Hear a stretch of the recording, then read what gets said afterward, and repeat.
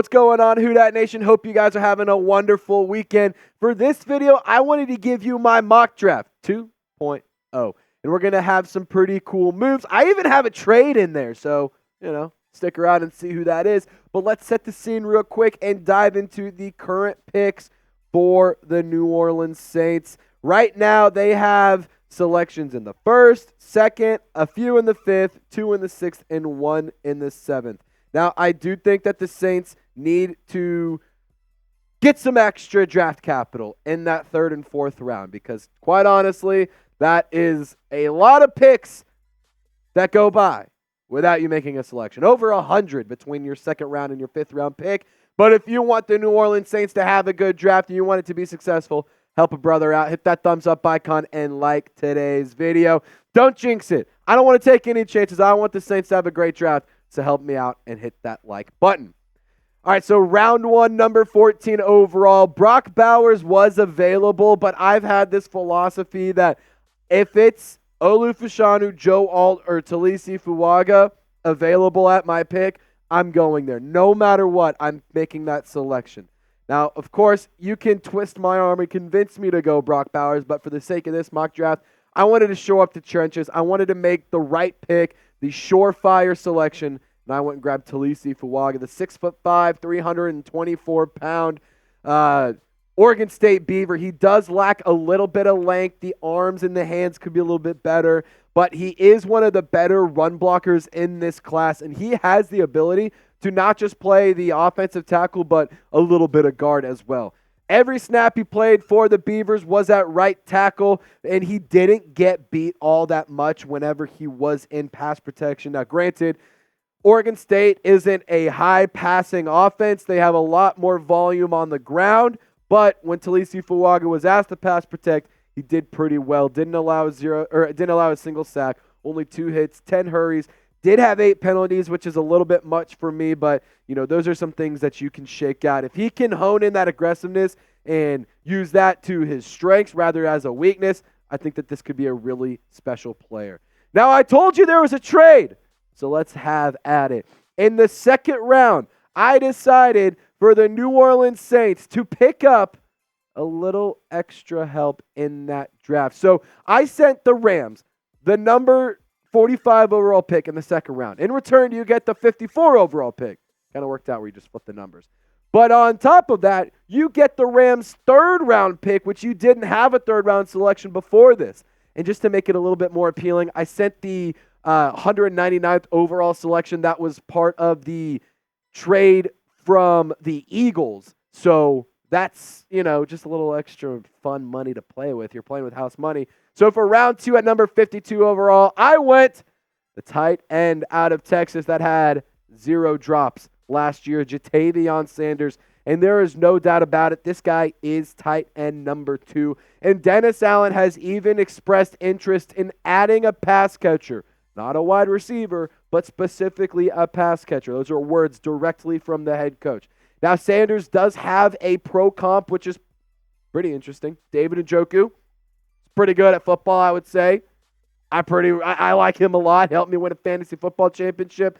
This guy has incredible hands. 0 drops last year, and he was 7 of 13 on contested catches for the Longhorns. And he, like I said, clearly is the number 2 tight end with this class. He's a great athlete with really nice size at 6'3", 245 pounds, and he moves really, really well. You can line him up in the slot. You can line him up as a tight end on the end. Whatever. You can get creative with this guy, and he's so big that he's going to be tough to bring down. You see the production on your screen, 45 receptions, just under 700 yards, over 15 yards per catch, and he found the end zone twice for Texas.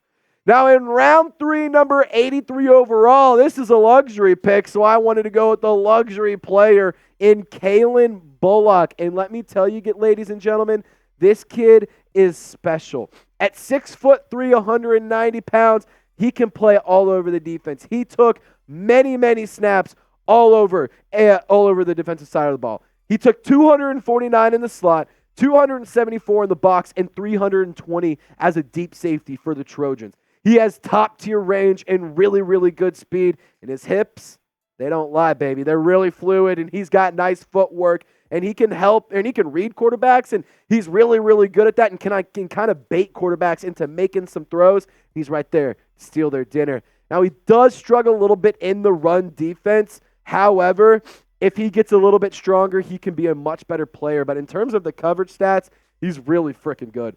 He allowed 26 catches on 44 receptions, 282 yards allowed, 5 touchdowns. It's a little much if you ask me, but, you're playing safety. 7 pass breakups, 2 interceptions. That's awesome. I really like those numbers there. And then the quarterback rating allowed was 97. I mean, Calen Bullcok is a player that I think could be really, really good for the Saints. And I do want to say one thing. I think that the Saints have some interest in adding a player like Calen Bullcok because they met with him officially at the NFL Scouting Combine. So let's go back through the trade recap and what the Saints were able to pull out, or what I was able to get for the Saints after trading some picks with the Rams. Ja'Tavion Sanders at number 52 overall and Calen Bullcok at number 83 overall. Do you think that it was worth it? Do you think that this trade was worth the selections? Just give me a yes or a no in the comments section for me. I'm going to say a yes because you got an extra pick inside the top 100. You were able to add a stellar player like a Calen Bullcok, as well as bring in another pass catcher in Ja'Tavion Sanders. I think that this is a good move for the Saints. But, hey, it's your turn to share your thoughts. All right, let's shore up the interior offensive line. So at round 5, number 149, we're back to the original selections that the Saints have. I'm going Zak Zinter, the offensive guard, out of Michigan. Now, let's just call a spade here. The Saints' interior offensive line wasn't good. I mean, you can tell me that Cesar Ruiz played all right. You can sit here and tell me that, they were beat up and James Hurst had to fill in. I'm going to keep it real with you. I don't really give a shit about those excuses. The Saints' offensive line was a shit show last year. And Zak Zinter might be able to bring some consistency and bring some better play to the offensive line. He allowed 0 sacks, 0 hits, only 5 hurries, didn't have a single penalty.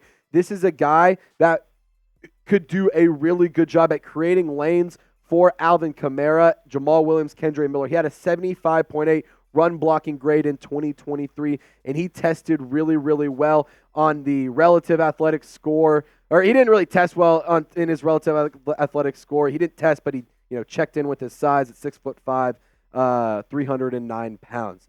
Now, another option with the comp picks at number 167 overall. This is a really, really fun pick for me. Dylan Laube, that's how you pronounce it. Running back out of New Hampshire. Let me tell you something about this. This kid might be the best dual threat running back in the draft class. He might be the best receiving back in the draft. Like, there is a very good argument for him. He stood out at the Senior Bowl. He looked incredible. At his scouting combine, he made people know who he was. Like, fun fact, I was actually eating lunch out at the scouting combine with Harrison Graham. We're at this little taco spot local to Indianapolis. We looked over, Dylan Laube's hanging out with a couple of his friends. Let me tell you one thing. The dude's cut, and he looks like he'd be really good for the New Orleans Saints. He does have a top 30 visit scheduled with the black and gold. And let's talk about the production there. 158 carries, over 700 yards on the ground, almost 50 total catches with just under 700 receiving yards. And he had 16 touchdowns on the ground. Dylan Laube would be awesome because Alvin Kamara, I love the player, but it's not getting any younger. I know you got Kendre Miller, but I think that having a 1-2 punch of Kendre Miller, Dylan Laube would be awesome. Think about how creative they could get with his usage as well. Clint Kubiak could use him as a Deebo Samuel type player. And on top of that, with the new kickoff rule, maybe this is a guy that could be extremely, extremely effective.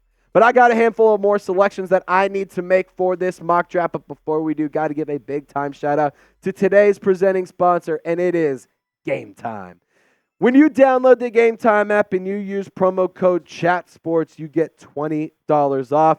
Meaning you get to go to whatever sporting event, comedy show, concert, whatever live events you like to go to.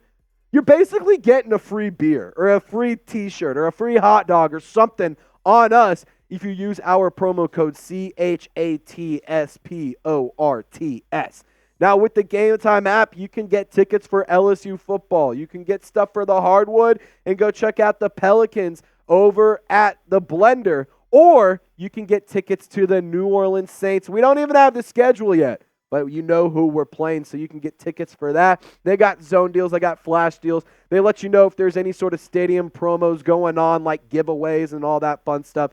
And you can see your seats from the app. It is amazing. It's so user-friendly, and it's the number one app to get your tickets. So download the Game Time app. Use that promo code CHATSPORTS, that's CHATSPORTS, for $20 off. Shout out to Game Time. Last-minute tickets, lowest price guaranteed. All right, so for round 5, number 169 overall, I went with the offensive tackle out of North Dakota State, Jalen Sundell. And let me tell you something. I know that a lot of people have a sour taste in their mouth of small school offensive tackles because of Trevor Penning. But if there's any sure shot here in a small school, this might be it. I mean, Sundell is an incredible player. And I think that if you have him line up as a left tackle to compete/replace Trevor Penning, that's not a bad move whatsoever. He had an 89.2 pass blocking grade. He had a 78 overall run blocking grade, a zone grade of 77.9, gap grade of 74.0, 8 hurries allowed, 5 penalties. He had a total of 878 snaps, and 865 of those were on the left tackle spot. So I think that this would be a good selection to challenge Trevor Penning. And with this, you have a left tackle in Jalen Sundell and a right tackle in Taliese Fuaga, meaning both sides, you at least have an option and some depth there. Now, Jalen Simpson, I love this pick. In the last couple mock drafts that I've done, I've actually made this selection. I think he's a really, really good player, and I think that you can bring him in and not compete with the Calen Bullcok because they have a lot of similar traits with each other. Both are very versatile. Both can play in the slot. They can play in the box. They can play deep. And the New Orleans Saints, why I'm so greedy with this position, they've been missing that slot presence ever since they traded away C.J. Gardner-Johnson. And he is good in coverage. He struggles against the run just like Calen Bullcok. But I think that Jalen Simpson can be a really good player that you can have be a free safety alongside Jordan Howden. Because I'm not thinking right now. I'm thinking long term. I'm thinking down the road. You have a guy in Simpson that can sit behind Tyrann Mathieu and Jordan Howden and just learn and build chemistry with Howden and build chemistry with Calen Bullcok, who gets drafted in this mock draft. He had 1 touchdown allowed, 4 interceptions, 5 pass breakups, and he had a 20% forced incompletion rate. I think Jalen Simpson would be a really good addition to the Saints defense, especially for the long-term success of the team. All right. This is, again, a pick that I made before. Jalen Green. So, in case you didn't know, I'm going to give you a little bit of thoughts about Jalen Green here in a second. But we just went Jalen. Not Ed, and Eddie. We went Jalen, and Jalen. So, for the love of, or for just the fun of it, just type J. You can't make it up. It just happened to be like that. I went back, and as I was actually building the very last graphic of the show, I realized, oh, wow, Jalen. That's pretty funny. So, give me a J in the chat if you want to pass the J to me. All right, so draft profile for Jalen Green. He's 6'1", just under 250 pounds, and he was actually the Sun Belt Defensive Player of the Year for the Dukes. He was really, really good, and a sack artist if I've ever seen one. The production in 9 games was incredible. 50 tackles, 21 tackles for loss, 15.5 sacks, an interception. He had a pick 6, ladies and gentlemen. He had a pass breakup. He had 2 forced fumbles. He had 56 pressures. All of that in 9 football games. Yep. I think that the reasoning writes itself. He has natural leverage. He has really good burst. He does lack some size, but he knows how to win on the pass rush and make pressure and create havoc in the backfield. Now, for the last selection, I went with Keith Randolph Jr. You can be taking a flyer on a guy who played alongside Jerzon Johnny Newton, maybe picked up a few traits and picked up some skills while playing with him with the Fighting Illini.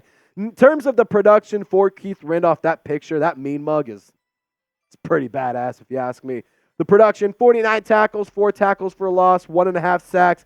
This is a guy who you can line up alongside Brian Brzee. You did lose a defensive tackle in Malcolm Roach to free agency, so this could be just, you're fill it in for that loss of Malcolm Roach kind of selection.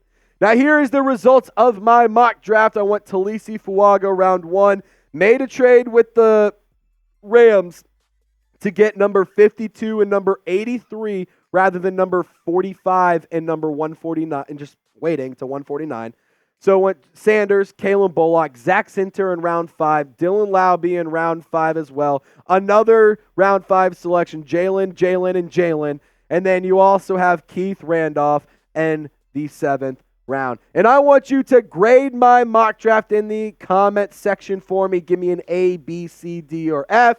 Let me know what you think. Tear me up or show me some love in the comments. And as always, Saints fans, y'all stay golden. We'll see you next time.